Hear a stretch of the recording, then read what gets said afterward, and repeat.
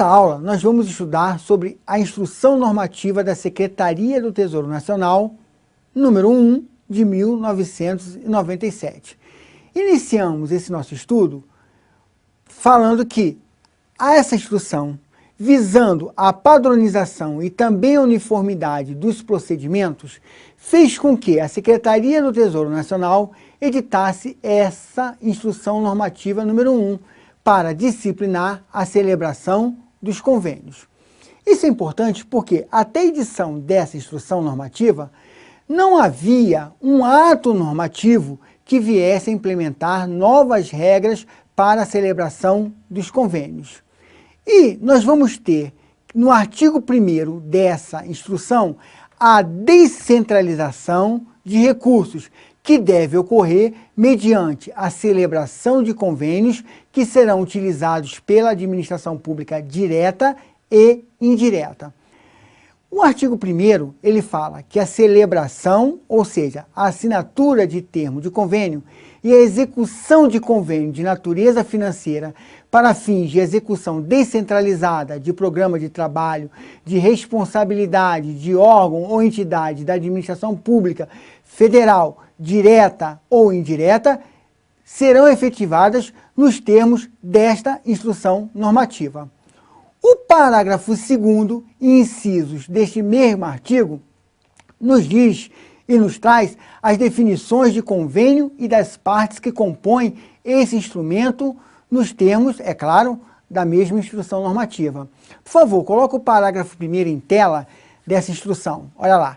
Para fins dessa instrução, considera-se convênio, instrumento qualquer que discipline a transferência de recursos públicos e tenha como partícipe órgão da administração pública federal, direta, autárquica ou fundacional, empresa pública ou sociedade de economia mista que estejam gerindo recursos dos orçamentos da União visando a execução de programas de trabalho, projeto, atividade ou evento de interesse recíproco em regime de mútua cooperação. Inciso 2, concernente, órgão da administração pública federal, direta, autárquica ou fundacional, empresa pública ou sociedade de economia mista, responsável pela transferência dos recursos financeiros ou pela descentralização dos créditos orçamentários destinados à execução do objeto do convênio. Inciso 3, conveniente, órgão da administração pública direta, autárquica ou fundacional, empresa pública ou sociedade de economia mista de qualquer esfera de governo ou organização particular com a qual a administração federal pactua a execução de programa, projeto, atividade ou evento mediante a celebração de convênio. Voltando aqui para nós, portanto, do que nós lemos, deduzimos que convênio é um instrumento a ser utilizado na situação em que vai ocorrer a transferência de recursos públicos para a execução de projetos de interesses recíprocos. Então, o artigo não faz menção às entidades privadas como partícipes. E quanto aos requisitos para a celebração do convênio, eles vão estar dispostos no artigo 2º, que também vai elencar os documentos necessários para a propositura do convênio. Quero deixar aqui uma observação bem clara para vocês. A parte que está propondo não é chamada de convenente, mas sim de proponente.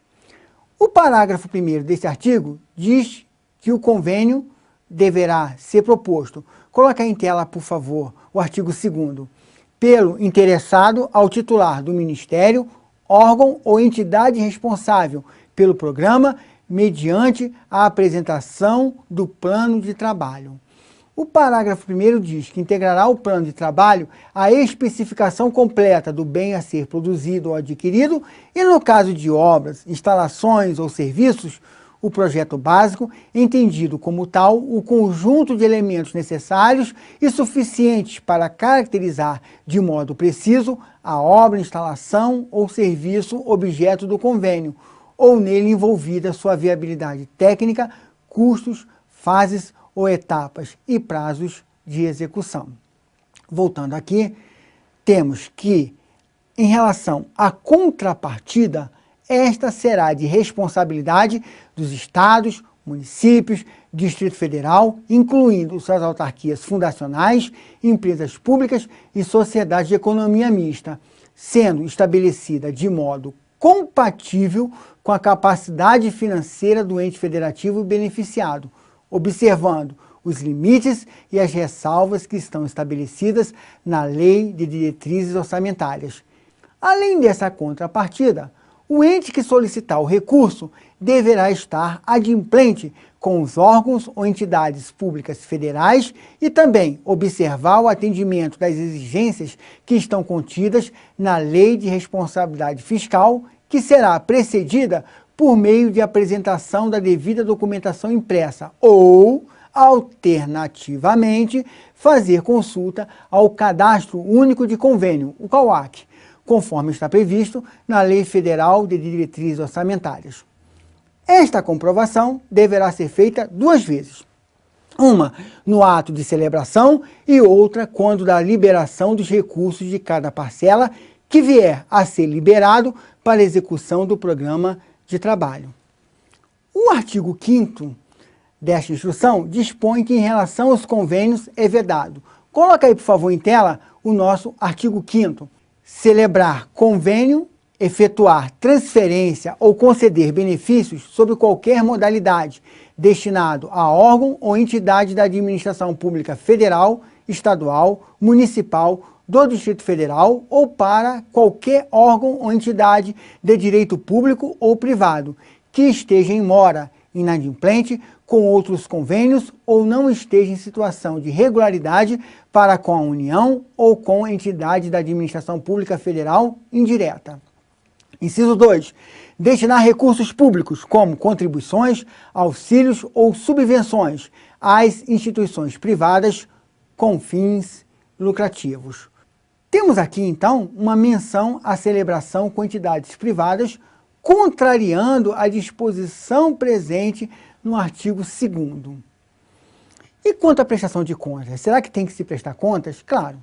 O conveniente que não apresentar a prestação de contas final ou parcial dos recursos recebidos nos prazos estipulados, que não tiver a sua prestação de contas aprovada pela concedente por qualquer fato que resulte em prejuízo ao erário e ou estiver em débito junto a órgão ou entidade da administração pública pertinente a obrigações fiscais ou a contribuições legais, será inserido no cadastro de inadimplentes do Sistema Integrado de Administração Financeira do Governo Federal, o nosso CIAF, e no cadastro informativo CADIM.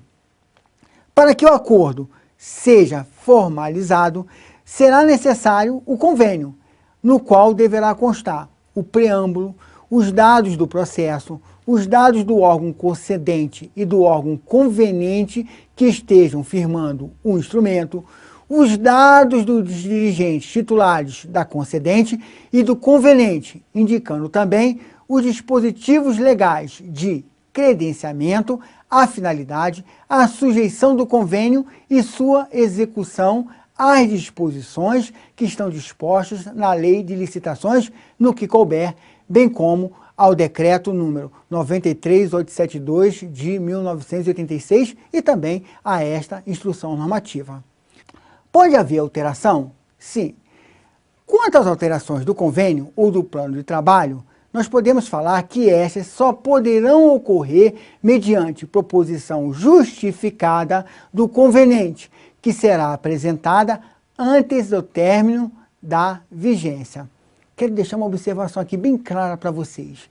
A concedente não pode fazer alterações, porque ela não é parte executora para saber das necessidades locais.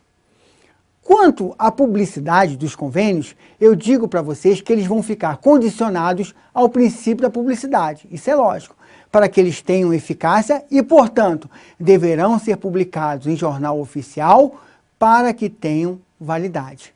Vamos falar um pouco mais sobre essa instrução normativa na nossa próxima aula.